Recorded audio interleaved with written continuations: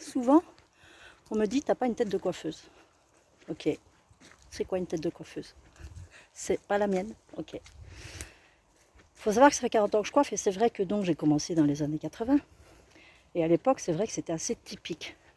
La coiffeuse se différenciait facilement. Alors, c'est très péjoratif, mais c'était souvent blonde, décolorée, très maquillée, habillée à la dernière mode et ainsi de suite. C'est péjoratif, je le répète. Aujourd'hui, c'est plus vraiment ça. Mais la coiffeuse, souvent, est quand même bien coiffée, colorée, maquillée. C'est pas moi. Puisqu'en plus, moi, au salon, aujourd'hui, je revendique le naturel, les cheveux naturels. Je coiffe quand même les femmes colorées, mais c'est plus moi qui les colore. Il y a bien longtemps où j'ai jeté les produits de mon salon parce que j'estimais que c'était du superflu. C'est ma vision des choses. Et je ne cherche pas à l'imposer, même s'il y a eu un moment où, ouais, j'aurais bien voulu. Et donc voilà, coiffeuse dans l'âme, oui, mais pas... Ce terme coiffeuse, en fait, m'a souvent dérangée parce que malheureusement, il a souvent été, peut-être même encore aujourd'hui, comme beaucoup de professions manuelles, souvent critiqué, jugé. Ouais, travail de tes mains, t'as pas grand-chose à la tête. Donc j'ai souvent eu du mal à assumer ce rôle de coiffeuse.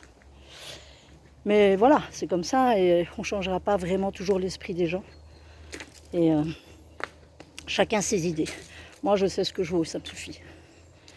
Aujourd'hui, ce que je voulais surtout vous dire, c'est que dans mon métier, dans mon approche, parce que je parle depuis un bout de temps sur les réseaux avec vous, comme quoi je pratique la coiffure holistique, sachez que ça n'a rien de magique, de surnaturel ou quoi que ce soit. Le cheveu, c'est une continuité de votre corps. Votre corps, il vous parle tout le temps. Tout le temps. Un petit méin par-ci, un petit méin par-là, une sensation, un ressenti. Sauf qu'on ne l'écoute pas. On ne l'écoute pas pourquoi? Parce qu'on n'a pas le temps, on est pressé, on est à la course, on a autre chose à faire. On ne s'écoute pas. Et c'est bien dommage. Mais voilà, la vie est ainsi faite. Mais elle est faite comme on a décidé de la faire. Donc c'est un peu comme mes cheveux, moi je les laisse vivre leur vie comme moi je vis la mienne. C'est-à-dire que je les lave, ils sèchent tout seuls et ils font leur vie. Mon principe, quand je vous coiffe, quand je vous dis que je décode vos cheveux, ce qui se passe, c'est que vos cheveux étant reliés à votre corps, c'est tout votre corps qui s'exprime à travers eux en fait. Comme une kinésio qui va justement questionner votre corps, une réflexo plantaire, palmaire ou autre, c'est votre corps qui l'interroge. Moi, c'est la même chose, mais à travers les cheveux. Les cheveux, c'est ma porte d'entrée. Ça fait 40 ans que je les touche. Ça fait 40 ans que je passe mes mains dedans. Et c'est toujours un réel bonheur et c'est toujours de belles découvertes. Des choses parfois très émouvantes, très dures, très belles, très douces. Alors quand je vous parle de vous coiffer au naturel, que vous soyez de nature sophistiquée ou très nature, que vous vous maquillez ou pas, que vous soyez apprêté ou pas, j'ai quand même envie de vous dire une chose. C'est pas votre coiffure qui donne votre apparence. Ce qui vous habille, ce sont vos émotions. Vous pouvez être super bien coiffé, super maquillé, super bien habillé. Si vous faites la gueule, vous faites la gueule. Si vous n'êtes pas heureuse, vous n'êtes pas heureuse. Si vous sentez un malaise, vous avez un malaise. Et ce n'est pas tous ces apparats-là qui vont camoufler quoi que ce soit. Donc quoi qu'il arrive, vos émotions sont là, vos émotions s'expriment.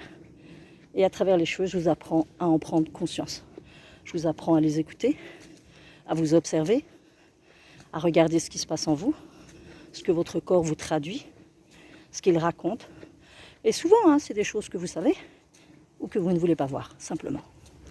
C'est pouvoir prendre conscience de ce qui se passe en ce moment pour vous permettre d'avancer différemment. Parce qu'à force de toujours vouloir mettre les sentiments, les émotions sous le tapis, à un moment, il n'y a plus trop de place. Et le tapis, quand on marche dessus, on se prend les pieds dedans et on s'étale. Et on se ramasse un beau plat. Et ça peut faire... Je vais y arriver. Je l'ai pris le plat, je crois. Ça peut parfois faire très mal. Donc voilà. Et ce que je fais, comme je vous disais, ce qui n'avait rien de magique, c'est que c'est purement physique. Vos cheveux expriment à l'extérieur ce qui se passe à l'intérieur. L'état général de votre cheveu, il va refléter votre état à vous. lors des salons que je fais, salon Constellation, ici à Mai, j'ai rencontré des gens où, waouh, rien que de voir leurs cheveux, on voyait que ça n'allait pas. Et qu'on a beau essayer de camoufler, ça ne sert à rien. À un moment donné, même les produits que vous mettez dessus, n'importe lequel que ce soit, ne fera plus l'affaire. Il y a un moment, on ne peut plus cacher ce qui est là. C'est plus possible. Alors désolé pour la lumière, hop là, on va changer pour le soleil. Donc voilà, il y a un moment, les artifices ne suffisent plus, ne font plus le boulot. On ne peut plus camoufler. Et là, on se ramasse encore plus parce que on se dit merde, qu'est-ce que je fais maintenant? J'assume pas. Je vais mettre une autre couche d'autre chose, ou je reste enfermée chez moi et je bouge plus. C'est triste, hein, et voilà, après on n'a pas tous les mêmes capacités de gérer ses émotions. Et je ne dis pas que je suis là pour absolument vous sauver de tout ça, mais vous aider à en prendre conscience. Je vous le disais, 40 années, les mains dans les cheveux. J'ai fait beaucoup de liens dans le vécu des femmes, dans ce qu'elles vivaient, dans ce qu'elles cherchaient à exprimer, parce que souvent inconsciemment, à travers vos coiffures, vous exprimez des choses. Vous essayez de vous montrer, de vous faire voir, d'une manière plus ou moins discrète ou pas. Et en soi, c'est pas jugeant, il n'y a rien de bon, il n'y a rien de mal, c'est comme ça. L'apparence est quelque chose sur lequel on joue beaucoup pour faire passer un message à l'extérieur. C'est bien connu. Il y a des gens qui me diront, je ne sortirai jamais sans être coiffée, jamais sans être maquillée. Pourquoi ? Qu'est-ce que ça va changer de toi? La peur du jugement, certainement. Peur d'être jugé, de négligé, de pas bien intentionné de soi. J'ai des femmes qui me disent, ah ouais, mais si tu te maquilles pas, tu te coiffes pas, tu prends pas bien soin de toi, tu ne te respectes pas. Waouh! Moi, je me respecte. J'ai beau ne pas être coiffée, maquillée. Ça ne m'empêche pas de m'exposer, de vivre ma vie comme j'en ai envie. Mais de nouveau, ça appartient à chacun. Chacun fait comme il veut. Le but, c'est juste d'aller voir si, intentionnellement derrière, qu'est-ce qu'on cherche à exprimer.